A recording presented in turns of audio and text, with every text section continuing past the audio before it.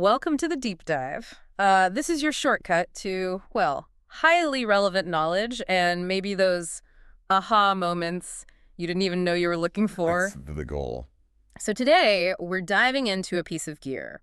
Now, at first glance, it might seem kind of niche, guitar stuff. Right. But it actually holds some really fascinating universal lessons. We're talking about the Keeley Compressor Plus. A significant one. Yeah, it's not just, another stomp box. This thing genuinely redefined its category, I'd say. I think that's fair. Since it came out, 2017, it quickly became one of the most highly regarded modern guitar compressors. It really did. It brought that idea of studio quality compression right down to the pedal board. Which was a big promise. Exactly. And here's where it gets really interesting for me anyway. It's not like it came out of nowhere. No, it has roots. Right. It's the direct evolution of Robert Keeley's original Keeley two-knob compressor. Which was already legendary. A boutique icon from the early 2000s. Totally. That little silver box. Yeah. And what's really cool here, I think, is how this specific example, from the effects world, it really illustrates these broader principles so clearly. We're going to kind of unpack how thoughtful engineering and respecting that history, but also tackling its limits and really focusing on user-driven features, how all that leads to a product that just nails it. Nails what exactly? Well, that combination of incredible, transparency and low noise. Okay, clean sound. With really effective tone-shaping controls. And for you listening, understanding this story, it gives you really transferable insights, I think. Insights into what? Like product development? Yeah, product development, user experience, what makes something stick, Yeah. in any field, really. Okay, so let's get into it. To really appreciate why this pedal was such a better mousetrap, we need to look at what came before, right? What were the big frustrations guitarists had with compression, even with the classics like the Ross or the MXR Dynaconf? What was Keeley trying to fix? Well, historically, the biggest complaints, they generally revolved around two main things. Oh. Noise was a big one. A lot of compressors just added hiss. Yeah, that background static. Exactly. Yeah. And the other thing was a loss of your guitar's natural dynamics. They could squash your sound. Squash it how? Like flatten it out? Yeah, especially that initial pick attack. You hit the string, and that first snap would kind of get lost or softened. Ah, okay. So your playing feels less punchy. Less dynamic, yeah. Yeah. You'd lose some sparkle, or maybe the character of your pickups wouldn't come through quite right. Players felt it kind of dulled their tone sometimes. Gotcha. So those are the problems. Noise and losing that dynamic feel. How did Keeley specifically tackle those with the Compressor Plus? Right. I know it's built around an OTA chip, an operational transconductance amplifier. Correct. Which is similar to those classic pedals, the Ross and Dynacomp. But they obviously didn't just copy it. Oh, definitely not. Precisely. Yeah. While it is OTA-based, so it captures some of that familiar warm squish people liked. That vintage feel. Yeah, that feel. But Keeley went way beyond just cloning it. They used much higher grade components. Like what? Superior quality capacitors, resistors, the internal parts.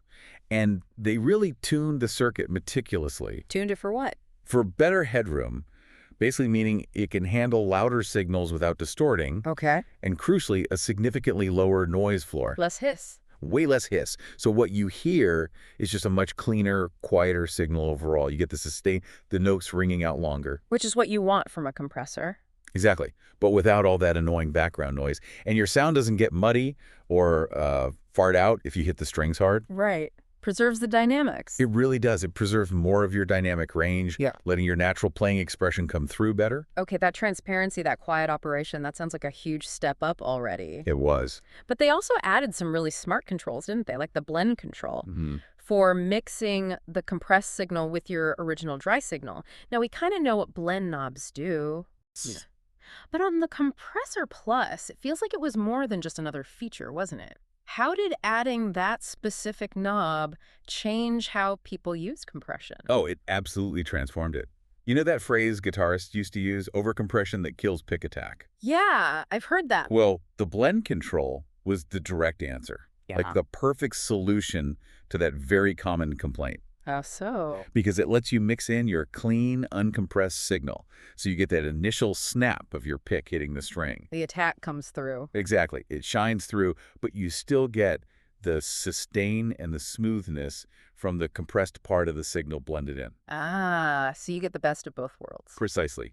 You Okay. can dial in just the right amount of that compressed feel Mm. without totally sacrificing your natural dynamics or, the clarity of your picking. Right. It gives you back that touch sensitivity. Okay, that makes a lot of sense. And then there's the tone control. Right. Which is there to, what, stop the high-end frequencies from getting rolled off? Yeah, basically. And the really unique single coil humbucker switch. Yeah. These feel like more than just minor tweaks. How do they improve the experience? Oh, they're critical refinements. Definitely not minor. The tone control is vital because, yeah, a lot of compressors, while they're evening things out, they can sometimes make your overall sound a bit darker, maybe muffled, lose some top-end sparkle. Okay. So this tone control lets you dial that brightness back in. Surgical precision, really. Helps your guitar cut through the mix properly. With that clarity. Exactly. And that pickup switch, that was just, well, pure genius, honestly. Why is that? Because different guitar pickups have very different output levels, right? Humbuckers are usually hotter, louder than single coils. Okay, yeah. So this switch basically optimizes the pedal's input gain stage for whichever type you're using. Ah, so it reacts better depending on the guitar. Perfectly. Yeah. No more getting an overly squashed, choked sound if you plug in a guitar with hot humbuckers. Or finding the compression is too subtle, kind of underwhelming, if you're using lower output single coils.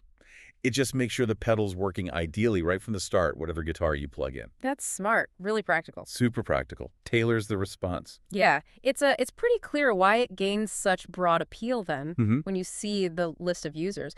I mean, it ranges from guys like John Mayer to Brad Paisley, even someone like Mateus Asado, very different styles. Totally different styles, all relying on it. Right. It just shows how versatile and effective it ended up being. Okay. Country, blues, rock, funk. It works. Okay, so let's try and bring this all together. We've seen how the Keeley Compressor Plus really stands as, well, both a masterful refinement of a classic sound. Yeah, building on that OTA legacy. And also a genuinely forward-thinking update. It directly tackled those long-standing complaints people had about compressors. It really did. Those superior components, the tuning for minimal high-end loss, that all contributed to that exceptional performance, that clarity. The transparency. Yeah, definitely. And if we connect this back to the bigger picture, the impact was, well, pretty profound for pedal compressors. How so? Well, adding that blend control, like we discussed, was such a direct hit on that common problem of losing pick attack. Giving players back control. Exactly. Control and touch sensitivity. And similarly, that pickup switch, it wasn't just a gimmick. It precisely addressed the input gain issue, avoiding those overly squashed tones or weak compression depending on the guitar. It showed this deep attention to the user's actual pain points. And that resonated, clearly. Oh, hugely. It pretty rapidly positioned the Compressor Plus as, you could say, the modern standard for Roth-style compression. Wow, the standard. Yeah, I mean, its success was so significant that it basically made the blend control a must-have feature on tons of other compressors that came after it. Ah, so it influenced other builders. Absolutely. It really became that benchmark do-everything compressor, appealing equally to, country pickers, funk rhythm players, and sustain-hungry soloists. It covered so much ground. So its legacy is pretty significant then. Definitely. The story of the Keeley Compressor Plus is just a great testament, really, to how that meticulous attention to detail and a real commitment to solving actual user problems, how that can establish a new benchmark in an industry. It even pushed other boutique builders to up their game, incorporate similar ideas. That really is a remarkable achievement for, well, fundamentally, a guitar pedal. It is. So thinking beyond just the sound, beyond guitars, what broader principles about, say, product development or innovation does this whole success story kind of underscore for our listeners? Well, I think the biggest one is the power of really listening to your users. Okay. Keeley didn't just try to build something technically better in a vacuum. They deeply understood the frustrations, the pain points people had with existing solutions. The noise, the dynamics. Exactly. And they engineered elegant, really practical features to specifically overcome those problems. The blend, the switch, the tone control. Right. It shows that true innovation isn't always about, inventing something completely brand new from scratch. Often it's about refining what's already there, but doing it with superior components and really thoughtful, user-focused design choices, fixing the annoyances. Makes sense. Improving on what exists based on feedback. That's a huge part of it. So here's a final thought then, maybe something for you to consider.